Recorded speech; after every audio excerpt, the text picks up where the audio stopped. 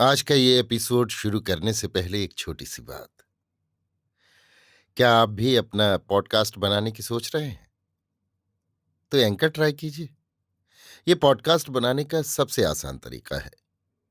Number एक, ये free है। नंबर दो, इसमें कई सारे ऐसे टूल्स हैं जो आपको अपने फोन और कंप्यूटर पर रिकॉर्ड और एडिट करने की फैसिलिटी देते हैं। नंबर तीन, आप अपने पॉडकास्ट को डिस्ट्रीब्यूट भी कर सकते हैं, जिससे इसे स्पॉटिफाई और दूसरे प्लेटफॉर्म पर सुना जा सके। तो डाउनलोड कीजिए फ्री एंकर ऐप या विजिट कीजिए anchor.fm पर अपना पॉडकास्ट स्टार्ट करने के लिए। ये तो थी एक छोटी सी जानकारी, और अब शुरू करते हैं एपिसोड का सिलसिला। तो आज के एपिसोड में लीजिए सुनिए फणीश्वरनाथ रेणु के लिखे उपन्यास मैला आंचल का भाग 64, मेरी यानी समीर गोस्वामी की आवाज में। सीताराम सीताराम। ओ बावनदास जी, आइए। लक्ष्मी मूढ़ा देती है। बालदेव जी कहाँ हैं? आइए साहब, बंदगी, जय हिंद। बालदेव जी आ गए। जय हिंद। बावनदास को देखकर डर लगता है। एकदम सूख कर कांटा हो गए हैं। बाल इतना ज्यादा कैसे पक गया? ओह, आज टोपी नहीं पहने हैं इसीलिए। आवाज भी बदल गई है। बालदेव जी कहते हैं, आपको तो अब यहां समय ही नहीं है। उस दिन हम अकेले जिस समय से रेडियो में सुने, उसी समय से लेकर दूसरे दिन जल प्रवाह तक सब कुछ किए, किसी तरह संभाल लिया। श्राद्ध के दिन तहसीलदार साहब भोज देने वाले हैं। बामन, राजपूत, यादव और हरिजन सभी एक पंगत में बैठकर खाएंगे। अच्छा हुआ आप भी आ गए। अकेले हम नहीं बालदेव जी, हम रहेंगे नहीं। हम जरूरी काम से जा रहे हैं। सोचा एक बार आप लोगों से भेंट करते चलें। हम तुरंत अभी चले जाएंगे। अच्छा, उधर का हाल समाचार क्या है, सुनाइए। हाल क्या सुनिएगा, अब सुनना सुनाना क्या है। राम किशुन आश्रम में भी हरिजन भोजन होगा। विलय के पी कल मर गया। शिवनाथ बाबू आए हैं पटना से। शशांक जी परांती सभापति हो गए हैं। परांती यानी प्रांतीय। वो भी पटना में ही रहेंगे। सब आदमी अब पटना में रहेंगे। मेले लोग तो हमेशा वहीं रहते हैं। मेले यानी एमएलए। सुराज मिल गया। अब क्या है, छोटन बाबू का राज है। एक कोरी बेमान ब्लैक मार्केटी के साथ कचहरी में घूमते रहते हैं। हाकिमों के यहां दांत खिटकाते फिरते हैं। सब चौपट हो गया। बावनदास कहते कहते रुक जाता है। छोटन बाबू की बात मत पूछिए। अब तो घर घराना सहित कांग्रेसी हो गए। नहीं बालदेव, छोटन बाबू जैसे छोटे लोगों की बात जाने दो। ये बीमारी ऊपर से आई है। ये पटनिया रोग है। अब तो और धूमधाम से फैलेगा। भूमिहार, रजपूत, कैथ, जादव, हरिजन सब लड़ रहे हैं। अगले चुनाव में तिगुना मेले चुने जाएंगे। किसका आदमी ज्यादा चुना जाए, इसी की लड़ाई है। यदि राजपूत पार्टी के लोग ज्यादा आए तो सबसे बड़ा मंत्री भी राजपूत होगा। परसों की बात हो रही थी आश्रम में। छोटन बाबू और अमीन बाबू बतिया रहे थे। गांधी जी का भस्म लेकर शशांक जी आवेंगे। छोटन बाबू बोले, जिला का कोटा भस्म जिला सभापति को ही लाना चाहिए। शशांक जी क्यों ला रहे हैं? इसमें बहुत बड़ा रहस्य। रहस्य यानी रहस्य। बावनदास विचित्र हंसी हंसता है। ऐसी हंसी तो कभी नहीं देखी। बालदेव जी ने भी नहीं। काहे हंसते काहे हैं दास जी? अरे वही अमीन बाबू तुरंत उठकर बैठ गए। बोले, आप ठीक कहते हैं छोटन बाबू।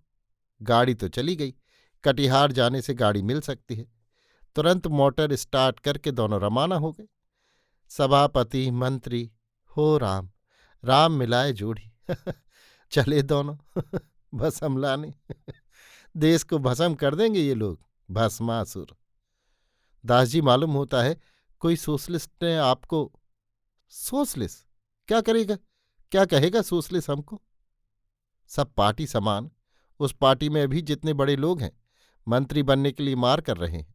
सब मेले मंत्री होना चाहते हैं बालदेव। देश का काम, गरीबों का काम, चाहे मजूरों का काम, जो भी करते हैं एक ही लोभ से। उस पार्टी में बस एक जयप्रकाश बाबू हैं। उनको भी कोई गोली मार देगा। फिर भस्म लेने के लिए सभापति मंत्री साथ है साथ। नया चूड़ा और नया गुड़ एक थरिया में ले आती है लक्ष्मी। जरा बाल भुग कर लीजिए, थोड़ा सा है। दूध दही तो भोज के लिए जमाया जा रहा है। बावनदास बगल की झोली का मुंह फैलाते हैं।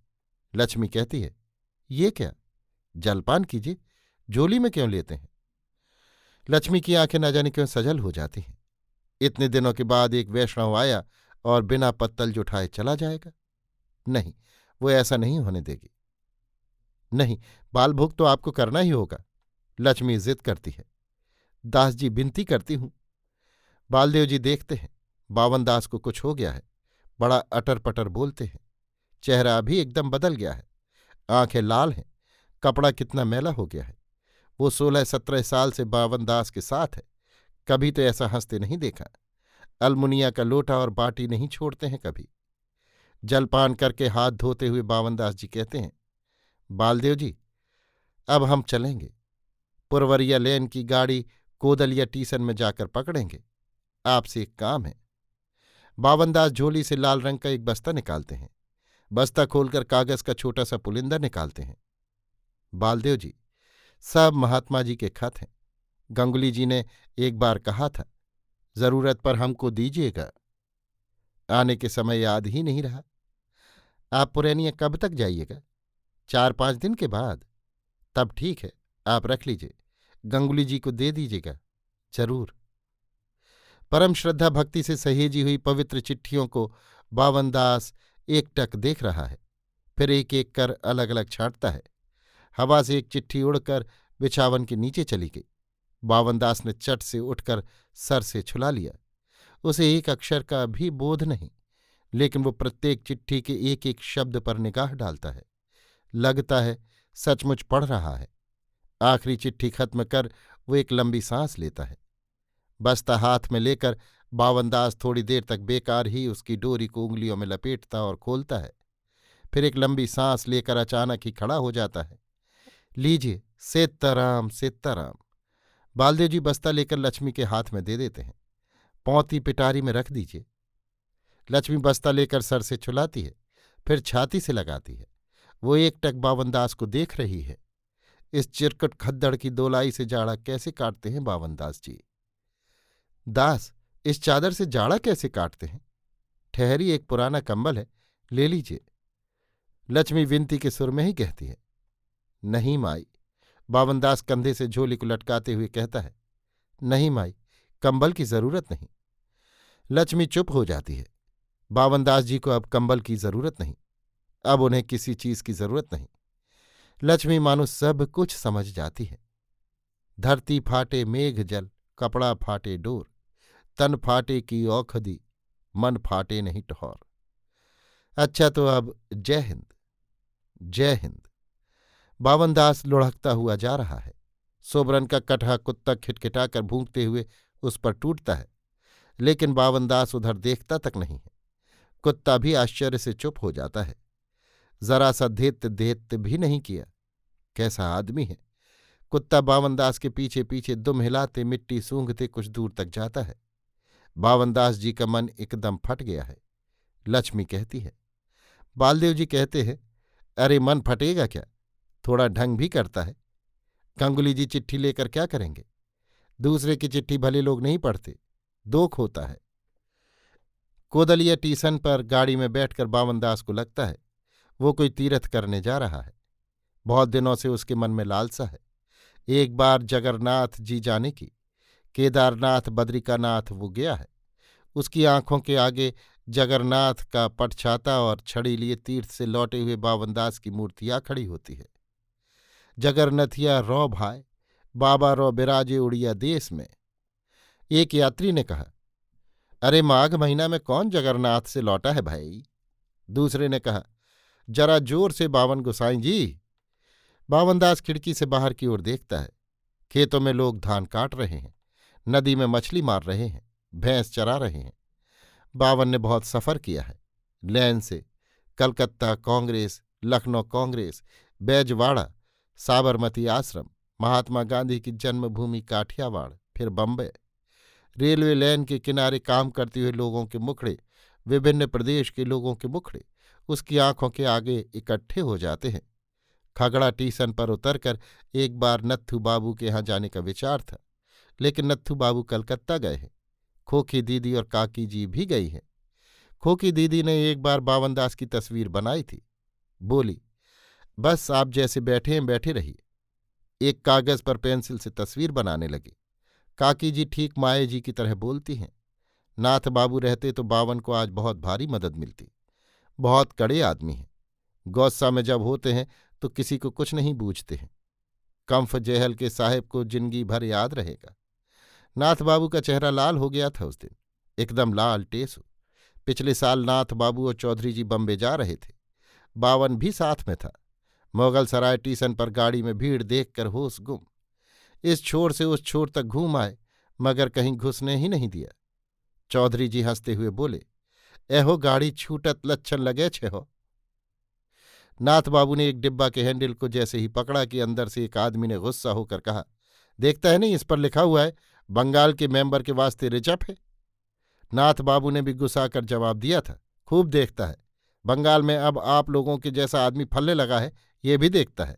हम भी AICC का मेंबर है, आप भी उसी का मेंबर है, मगर आदमियत। भीतर से किसी ने रसिकता की थी। आदमियत तूले आर को था बोलबेन न मोशाय। आसून आपनार तो देखे जी एके बारे त्रिमूर्ति। अर्थात कृपया आदमियत का प्रश्न मत उठाइए। आइए, हमें तो एक साथ ही त्रिमूर्ति के दर्शन का सौभाग्य मिल रहा है। बात भी कुछ ऐसी ही हो गई कि सभी हंस पड़े। चौधरी जी भी, नाथ बाबू भी और डिब्बे के सभी मेंबर। हंसने वाली बात नहीं है। चौधरी जी एकदम लंबा, यानी चौधरी जी की लंबाई की बात तो सभी जानते हैं। पूरा ऊंचे कद का आदमी भी उनके कंधे के बराबर होता है। और इधर नाथ बाबू ठेठ नाटे कद के, गोल चेहरा, चेहरे पर एकदम मुस्कुराहट, वो भी छोटी सी। और तीसरा मूर्ति सेवक बावनदास। विचार कर देखिए, हंसने की बात है या नहीं। चौधरी जी ने ऊपर बेंच पर अपना बिस्तर लंबा किया था, नाथ बाबू और बावनदास नीचे। खगड़ा आ गया। सीताराम सीताराम। खगड़ा स्टेशन पर उतरकर बावनदास एक बार ऊपर आसमान की ओर देखता है। वो शाम तक पहुंच जाएगा। नहीं, नाथ बाबू से नहीं भेंट होगी तो अब किससे भेंट करने जाए वो। कलीमुंदीपुर की ओर जा रहा है बावन। कलीमुंदीपुर पाकिस्तान में जाते जाते बच गया है। एक बार हल्ला हुआ कि पाकिस्तान वाले कहते थे कि गांव का नाम इस्लामी है, इसलिए इसको। क्या बच्चों जैसी बुद्धि। सीताराम सीताराम। बावनदास जल्दी जल्दी डेग बढ़ाता है। आज जैसे हो शाम तक उसे पहुंचना ही है एक जगह। उस जगह का नाम भी अभी वो अपने मन में नहीं लाएगा। चलते चलते वो कभी कभी रुककर उसासे लेता है। बहुत देर तक रोने पर बच्चे जिस तरह उसासे लेते हैं उसी तरह। बावन की झोली में खंजड़ी है। खंजड़ी में लगी हुई झुनकी उसकी गति को एक लय में बांध रही है। किन्न किन्न किन्न किन्न। खेतों की मेड़ों पर, मैदानों में, सड़कों पर, ऊंची नीची जमीन पर उसके चरण पड़ते हैं। मंजिल करीब है अब। किन्न किन्न किन्न किन्न। और थोड़ी दूर और आधा कोस। किन्न किन्न। जय महात्मा जी, जय बापू। माँ माँ, धन्य हो प्रभु। एक परीक्षा से तो पार करा दिया प्रभु। बस यहीं, इसी साहुड़ के नीचे, इसी कच्ची लीक के पास डाल दो डेरा रे मन। नागर नदी के किनारे। नागर को एक बहुत बड़ा गवाह बनाया गया है दोनों देश वालों ने। नागर नदी ही सीमा रेखा है। एक किनारा हिंदुस्तान, दूसरा किनारा पाकिस्तान। इस पार हिंदुस्तान, दूसरी ओर पाकिस्तान। नागर 12 मास बहती है, सूखती नहीं कभी, शायद इसीलिए। रामडंडी माथा पर आ गया। माघ की ठिठुरती हुई सर्दी, पछिया हवा भी चलती है। लगता है आज की रात बद्रीनाथ की तरह यहां भी बर्फ गिरेगी। रामडंडी सिर पर आ गया। बावन निराश नहीं होता है। जब तक सूरज नहीं उगेगा वो टलेगा नहीं। बात ही कुछ ऐसी है। यदि इस रास्ते से नहीं आई गाड़ी तो। वो दूर, बहुत दूर किसी गांव की रोशनी को देखता है। दोनों हाथों को मलकर गर्म हो लेता है। हाँ, गाड़ियां आएंगी।